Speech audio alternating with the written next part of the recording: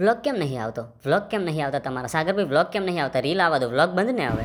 આમાં શર્ટનું બટન તોડ નાખ્યું, લાવ્યું છે આને બટન તોડ નાખ્યું મારા મોમાન શું ને એટલે હવે કોઈ કહેતો નહીં હોય. મારે જે 15,000 રૂપિયા આવી લેવાના જ છે. હવે નહીં હાલવા એટલે નહીં હાલવા હોય.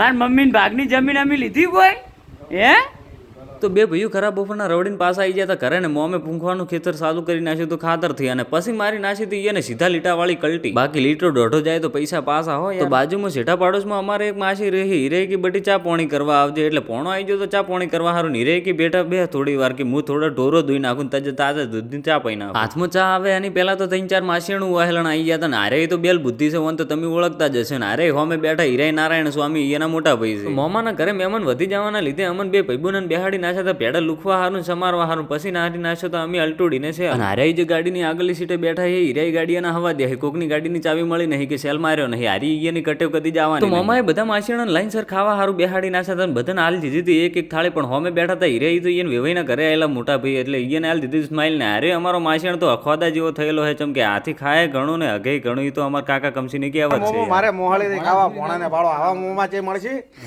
કોઈને નહીં હોય બાળો.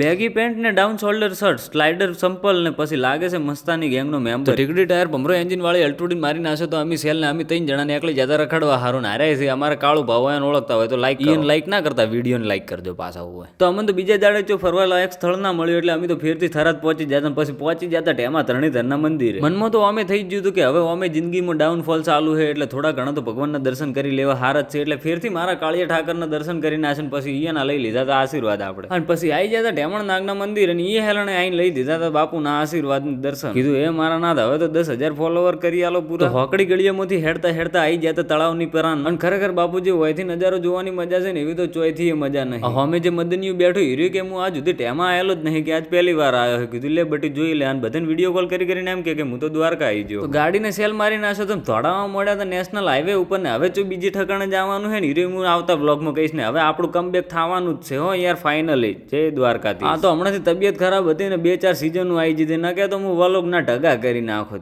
યાર.